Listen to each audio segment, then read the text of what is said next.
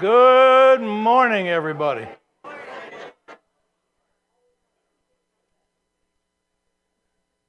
good to be back from our trip out west. I'm guessing another 3 or 4 weeks I'll be recovered.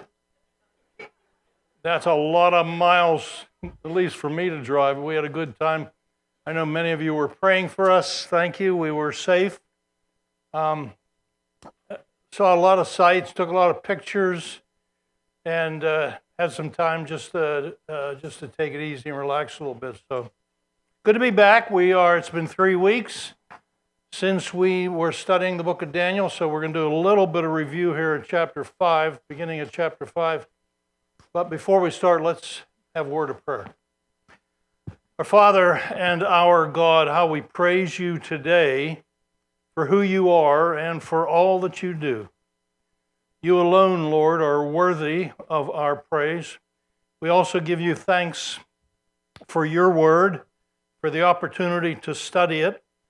We understand our need in your help through your Spirit to help us to understand what your word says, understand what it means, and understand why it makes a difference in our lives even today. And to that end, we give you thanks and praise and glory in Jesus' name. Amen.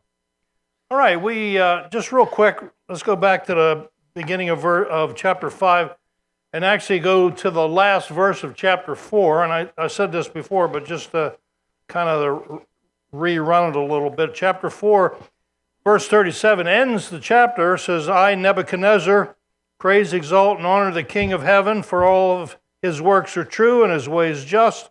He is able to humble those who walk in pride. So chapter 4, when chapter 4 ends, Nebuchadnezzar is on the throne. He's been restored. Remember, he lived like an animal for 7 years until he learned his lesson in arrogancy and pride. And now he's been restored. He's back on the throne, the end of chapter 4. The very first verse of chapter 5, Belshazzar the king held a great feast. And everybody's like, whoa, what happened? You know, what happened between Nebuchadnezzar and Belshazzar? Actually, 23 years has happened. It's now 539 BC. Israel has been in captivity for 66 years of their 70, so they're getting near the end of the captivity. Daniel, when he went into captivity, was probably about 14, 15 years old. So he's probably 80 years old at this point. And Nebuchadnezzar is no longer king. In fact, there's been several changes of who's been sitting on the throne until this guy, Belshazzar. Now, Belshazzar was the son of the daughter of Nebuchadnezzar. And so, in other words, he is the grandson of Nebuchadnezzar through his mother, who was Nebuchadnezzar's daughter. One thing I wanted to clear up, we'll come back to verse 1, but verse 2 says, Belshazzar tasted the wine and gave orders to bring the gold and silver vessels with Nebuchadnezzar, his father, had taken out of the temple. Nebuchadnezzar was not his father, it was his grandfather. The Aramaic word for father is of, almost identical to the Hebrew word for father. And what it simply means is someone that came in a generation, a male that came in a generation before you. So you'd use the same word to refer to your father, your grandfather, your great-grandfather. So there's no contradiction here. In fact, so Belshazzar is the grandson of Nebuchadnezzar. So 23 years have gone by. He's on the throne. It says he held a great feast for 1,000 of his nobles. It was a big party. And he was drinking wine in the presence of the 1,000. In other words, enjoying himself and imbibing. Probably many of them were already getting drunk. And then Belshazzar had might call it a brain stroke almost. A little bit, he did something that was absolutely beyond stupid in verse 2. He says, when Belshazzar tasted the wine, and so the wine's got him feeling pretty good.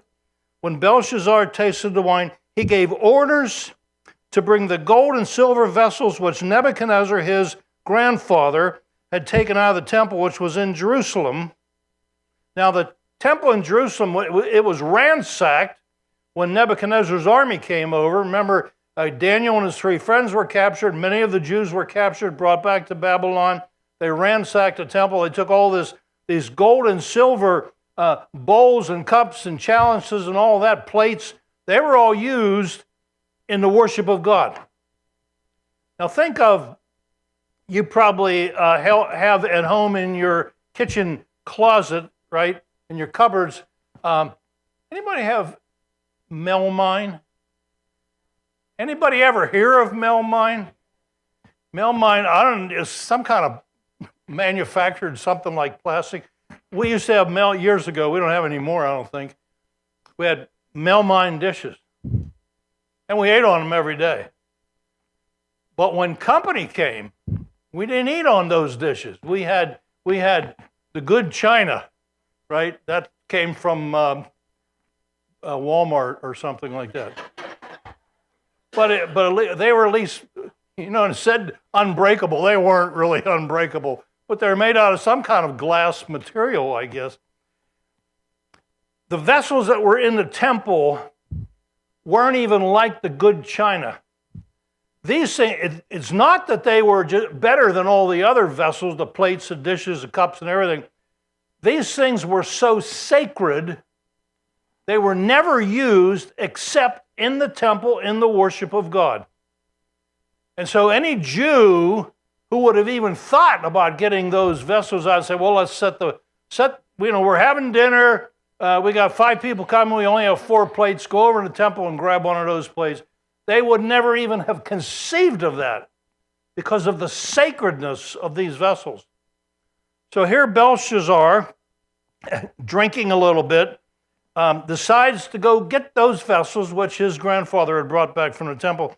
I want you to notice also it says, he gave orders to bring the gold and silver vessels which Nebuchadnezzar, his father, had taken out of the temple which was in Jerusalem. Now what? Here's the reason, so that the king and his nobles, his wives, and his concubines might drink from them. And I'm thinking, wait a minute, did you run out of paper cups? Was there not enough cups and plates in the kingdom to drink out of? That's crazy because, and I shared this with you last time, there was 1,000 people at this party, at this feast. That was a small feast. Now, most of us can't, I can't fit 1,000 people in my house for sure. So to us, that's large. That was not a large, by the standards of the day, that was a small feast. So they surely had all the silverware and cups and plates and everything they needed. Why then get those things out of the temple? Because Belshazzar, a godless pagan, remembering that his grandfather brought these back from the temple in Jerusalem, and when that happened, in their minds, the gods that Nebuchadnezzar worshipped, and then subsequently his son and his grandson, the gods that Nebuchadnezzar worshipped, in their minds were superior, more powerful than Yahweh, the God of heaven. And so Belshazzar says, you know what? We're just going to show how superior we are, our gods are. Go get those sacred vessels. And so they got the vessels. Verse 3 says, they brought the gold vessels that had been taken out of the temple, the house of God, which was in Jerusalem. And now watch this. And the king and his nobles, his wives, and his concubines drank from them. That was incredibly stupid.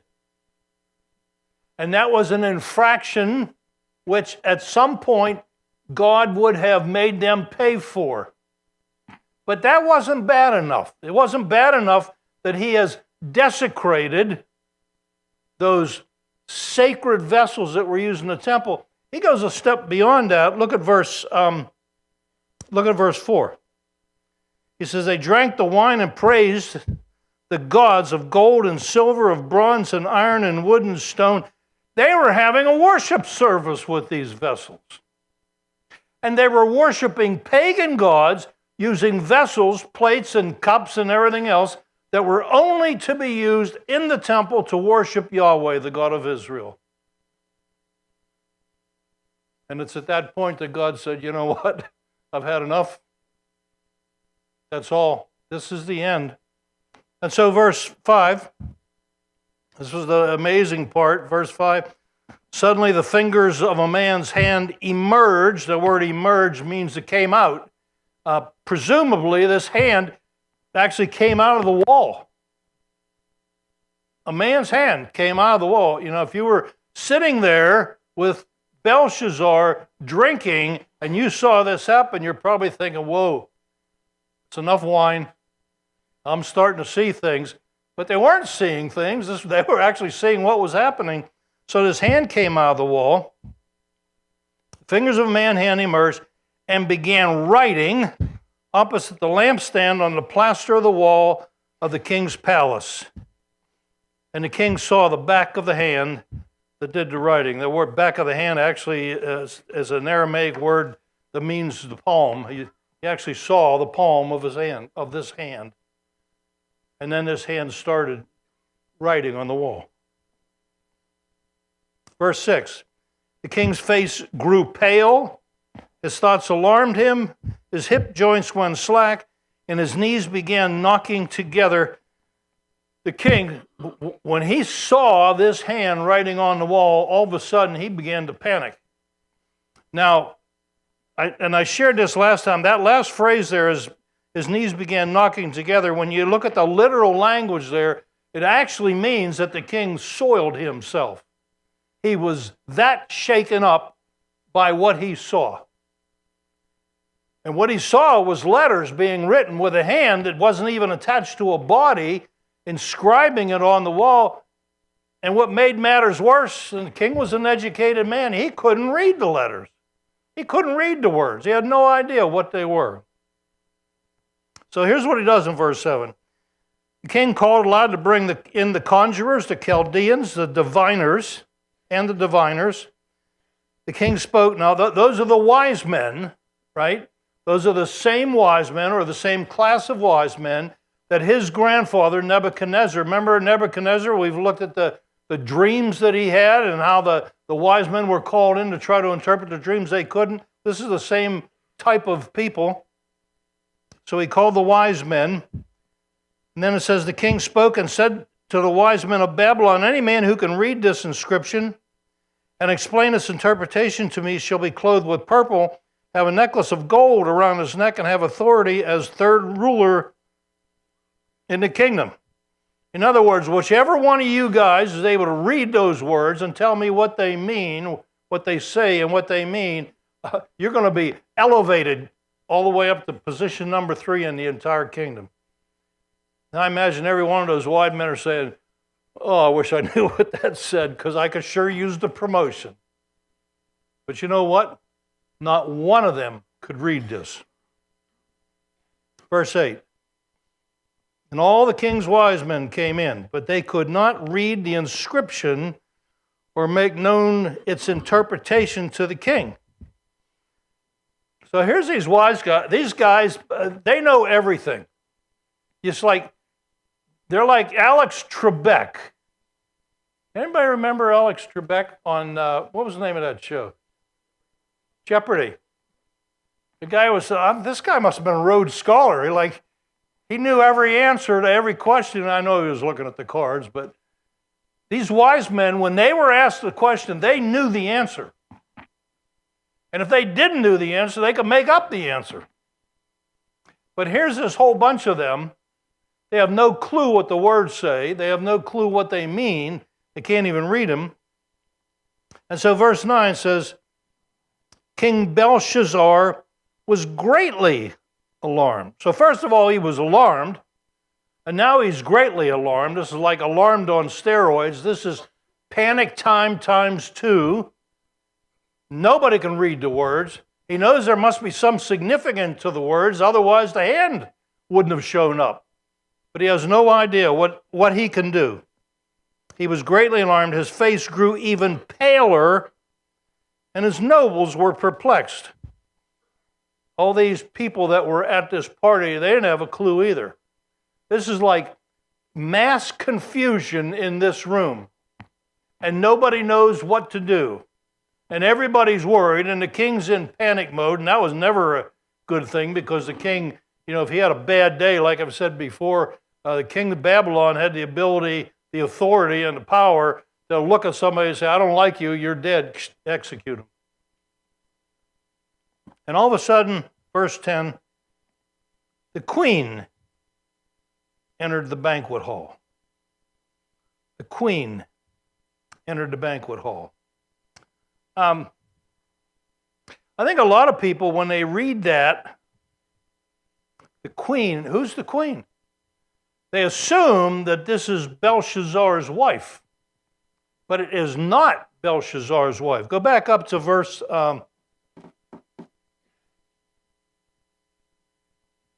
2. Belshazzar tasted the wine and gave orders to bring the gold, silver vessels which Nebuchadnezzar, his grandfather, had taken out of the temple which is in Jerusalem. Now watch this, so that the king and his nobles, his wives, and his concubines might drink from them. His wives and his concubines were already in the hall, drinking in this worship service. When the queen comes in, she is not his wife. She happens to be, and there's only two possibilities, she is either his mother, which would be Nebuchadnezzar's daughter, or she is his grandmother, which would be Nebuchadnezzar's wife. She would have maintained, until she died, she would always have been called the queen. So either his mother or his grandmother, who was either the daughter of Nebuchadnezzar or the granddaughter of Nebuchadnezzar, comes into the room, and she's got an idea. Verse 10, the queen entered the banquet hall. Because of the words of the king and the nobles, apparently word got to her, or she heard all the commotion that was coming out of the banquet hall, and so she comes in. Because of the words of the king and his nobles, the queen spoke and said, O king, live forever. Kind of a strange thing for a mother to say to her son, or a grandmother to say to her grandson, but it was a common greeting whenever a woman came into the presence of the king. She revered him no matter who she was, no matter what position she had, and so she makes anybody that would have come before the king would have said this, O king, live forever. Do not let your thoughts alarm you or your face be pale. In other words, what do you want? What's the problem here? There is a man, verse 11, there is a man in your kingdom in whom is a spirit of the holy gods. Get that. A spirit of the holy gods. Remember, and I've said this several times before, this kingdom was not a Christian kingdom or a believer's kingdom. It was not, they did not follow God. They did not follow Yahweh. I'm convinced, I believe from the evidence that I've seen, I don't think Nebuchadnezzar ever was really trusted God. He was impacted greatly by all the things that he went through. But this, here's his grandson on the throne, would have learned from his grandfather. And this is still a pagan kingdom. They are not believers. They never followed Yahweh. There's a man in your kingdom in whom is a spirit of the holy gods. There's only one spirit in Daniel, and that was the Holy Spirit, but they didn't recognize that. A spirit of the holy gods. And in the days of your father, meaning your grandfather, illumination, insight, and wisdom, like the wisdom of the gods, were found in him. And King Nebuchadnezzar, your father the king, your grandfather, appointed him chief of the magicians, conjurers, Chaldeans, and diviners. That's because Daniel was the one person that was able to interpret the king's dreams, say what they were, and give him a meaning behind them. Verse 12, this was because an extraordinary spirit, knowledge and insight, interpretation of dreams, explanation of enigmas, and solving of difficult problems was found in this Daniel, whom the king, and that was Nebuchadnezzar, named Belteshazzar. Let Daniel now be summoned, and he will declare the interpretation. So here's Daniel. He's still there. He's in the kingdom. He's not getting up as fast as he used to get up in the morning. Probably had a little bit of help getting out away from the table. Remember, guy's 80 years old at least by this point. And so he was brought in, verse 13. Daniel was brought in before the king. The king spoke and said to Daniel, "Are you that Daniel?" You know, it's interesting. Do you remember when Nebuchadnezzar was king and Daniel interpreted the king's dream, told him what the dream was, and then gave him the explanation of the dream? Remember what happened to Daniel? He was elevated to the position of what we would call prime minister of Babylon, the second most powerful man in the entire empire. Daniel was. And now all of a sudden, Nebuchadnezzar's grandson's on the throne, and he looks at Daniel and says, "Are you Daniel?" He didn't even know him. Amazing how Daniel had risen to prominence, and then when the royalty changed hands, so to speak, it was like they didn't even remember him. "Are you that Daniel who is one of the exiles from Judah, whom my father the king brought from Judah? Now I've heard about you that a spirit of the gods is in you, and that illumination, insight, and extraordinary wisdom have been found in you. Just now the wise men and the conjurers were brought in before me, that they might read the inscription and make its interpretation known to me, but they could not declare the interpretation of the message." In other words, I brought these wise guys in, and they couldn't tell me what the message was. Continues verse 16, "But I personally have heard about you that you are able to give interpretations and solve difficult problems. Now, if you are able to read the inscription and make its interpretation known to you, you will be clothed with purple and wear a necklace of gold around your neck." Now, listen to this carefully, the end of verse 16. "And you will have authority as the third ruler in the kingdom." What's the matter with that statement? You will have authority as the third ruler in the kingdom. Daniel had already been elevated to the position of the second ruler in the kingdom. If I was Daniel, I would have said, "No, that sounds like a demotion to me. No thanks." Actually, look at verse 17. "Then Daniel answered and said before the king, 'Keep your gifts.'" I don't need them. I don't even want them. "Keep your gifts for yourself, or give your rewards to someone else. However, I will read the inscription to the king and make the interpretation known to him. O king, the Most High God," that's Yahweh, that's the God of the Jews, that's the only real God, "the Most High God granted sovereignty, grandeur, glory, and majesty to Nebuchadnezzar, your father, your grandfather. God made him what he was. Because of the grandeur which he bestowed on him, which God bestowed on Nebuchadnezzar, all the peoples, nations, and men of every language feared and trembled before him." This is interesting. All the peoples, nations, and men of every language feared and trembled before him. So when you read that statement, in the list of world rulers, where was Nebuchadnezzar in that ranking? Number one. Nebuchadnezzar was at the top. Nobody messed with him. They all feared him. They all respected him. Now his grandson, Belshazzar, is on the throne. This was 539 BC. I'm not sure if you remember from Old Testament history or not. 539 BC is the year that the Medo-Persian Empire overtook the Babylonian Empire. This is the year that the Babylonian Empire, right here, is the year that the Babylonian Empire ceased to exist. And historians and archaeologists tell us that what was happening right at this time was that outside the gates, Babylon was a fortified city, huge, thick walls surrounding the entire city. It was impregnable. At this very moment, and probably for some months now, the Medo-Persian armies had encircled Babylon. There's armies, there's soldiers all around, waiting to get into the city to take over. And what's Belshazzar doing? Having a drink. It's like, wasn't he worried? No, he wasn't. Those walls were impregnable. Nobody could get through them.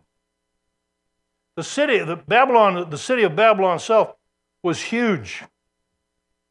And there is no question that for months before this, Belshazzar knew that the Medo-Persian Empire had already been sweeping from the east.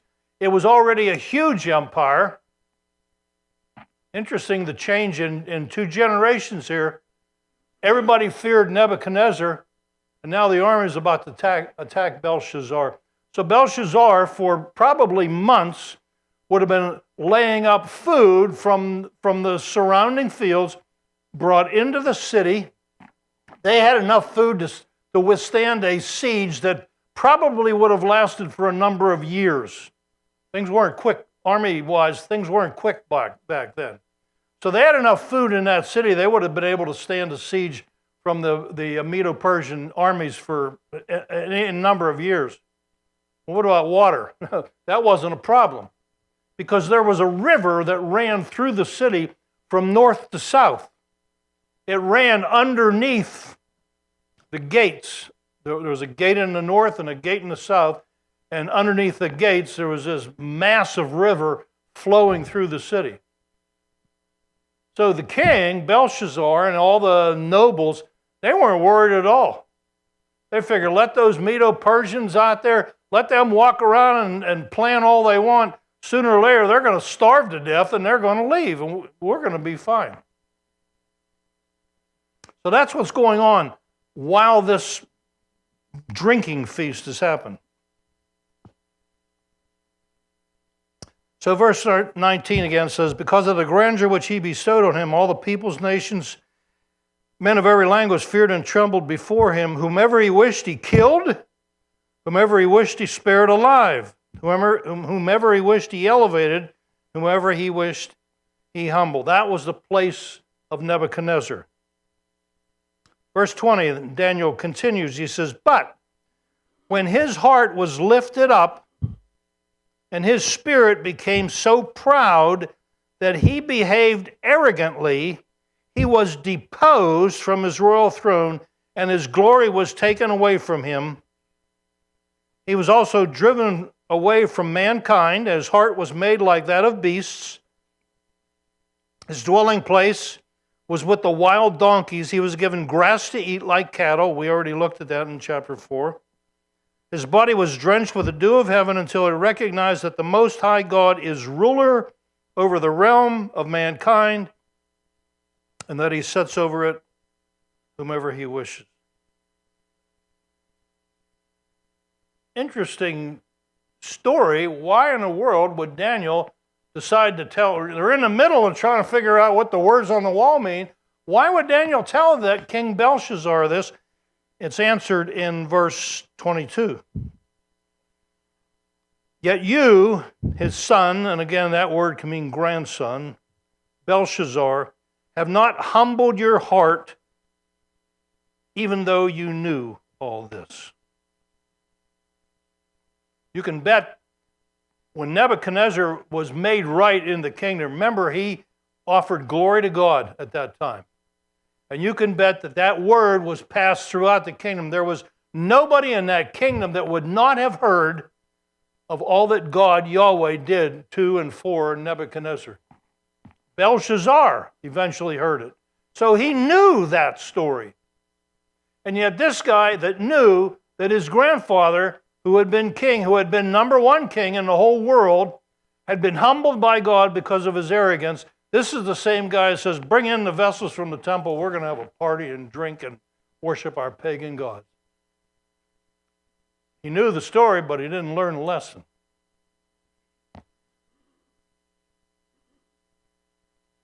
Verse 23. But you have exalted yourself against the Lord of heaven, and they have brought, and this is the infraction, and they have brought the vessels of his house before you, and you and your nobles, your wives, and your concubines have been drinking wine for them, and you have praised the God, there's the worship service, you have praised the gods of silver and gold, bronze, iron, wood, and stone, which do not see, hear, or understand, but the God in whose hand are your life, breath, and all your ways, you have not glorified. There's only one God, Nebuchadnezzar, that you need to be worried about. Because those ones that are made out of wood and stone and everything else, they don't know anything, they can't do anything. There's only one God you need to worry about, and that is Yahweh. Verse 24. As a result of that, he says, then the hand was sent from him, and this inscription was written out.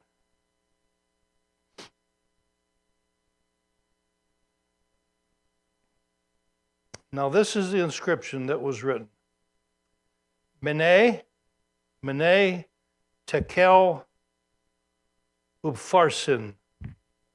Mene, those are all Aramaic words, which is interesting because the language that those people were speaking was Aramaic. And yet they couldn't read the writing on the wall. I don't know why, but they couldn't. Mene means to number. So mene, it's used twice. Numbered. Tekel, it literally means, it comes from the word shekel, which is a money, a term of money, but literally the verb means to weigh. So mene, tekel, numbered, and weighed. And then upharsin, up means and, farsin, literally means divided. Numbered, weighed, and divided. You know, even if they had been able to read those words, they would have, what does that mean? Numbered, weighed, and divided. Daniel explains. This is the interpretation of the message. Mene, God has numbered your kingdom. In other words, the days of your kingdom are numbered by God. And this is, oh, look at my watch, it's the last day, King. This is the end. You got bing, so many days, and this is the final day. This is the interpretation of the message. Mene, God has numbered your kingdom, put an end to it. Tekel, you have been weighed on the scales and found deficient. You have not come up to the standard that God demands. How could he have done that? Good night. He grew up all of his life learning what God did to his grandfather that should have impacted him. It should have impacted him. He should have been saying, well, okay, there was my grandfather. He became arrogant. God turned him into an animal. And then he was humbled, and God raised him up. And when God got done with him, he was more powerful than he was in the beginning. Sounds like a plan. I'm going to do that. Humble myself before the God of the Jews, and he didn't do that. So it says, Tekel, you've been weighed on the scales and found deficient. Perez, which is that upharsin, your kingdom has been divided and given over to the Medes and the Persians. Kingdom's over. You don't match up to what God demands, and this is your last day as king. God is giving your kingdom to the Medes and the Persians, who are outside the gate at this time, by the way. Verse 29, Belshazzar gave orders, and they clothed Daniel with purple and put a necklace of gold around his neck and issued a proclamation concerning him that he now had the authority of the third ruler in the kingdom. That's interesting. that the king would still follow through with the promise that he made to Daniel. And so he elevated him again. And then look at verse 30. The same night, Belshazzar, the Chaldean king, was slain. The same night.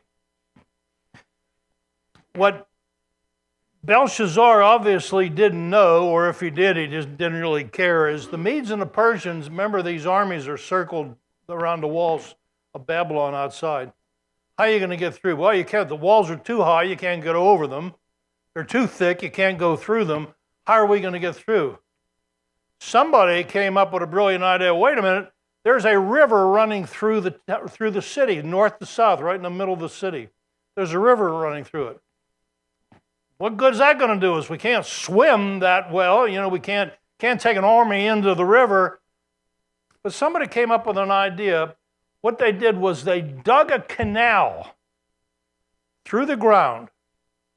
They started off at some point, they actually made a lake. They dug the canal all the way to the river. When they broke through the last little bit of dirt where the river was, all the water in the river drained out, went down into the lake. And those soldiers, this was the day that this finished, those soldiers walked underneath the gate into the city, and they decimated the Babylonians. King Belshazzar was killed. Verse 31, so Darius the Mede received the kingdom at about the age of 62. At about the age of 62. Guy should have been on Social Security. And he's in battle. The Babylonian Empire fell. It was an empire that if somebody would have said, even a year before this empire is going to fall, everybody would have, that's a rich one. We're the most strong empire in the world. That's never going to happen. And yet, because of their attitude toward God, that empire fell and would be no more. Okay, we got like 1 minute left. Any questions, thoughts, comments? We had 1 minute left.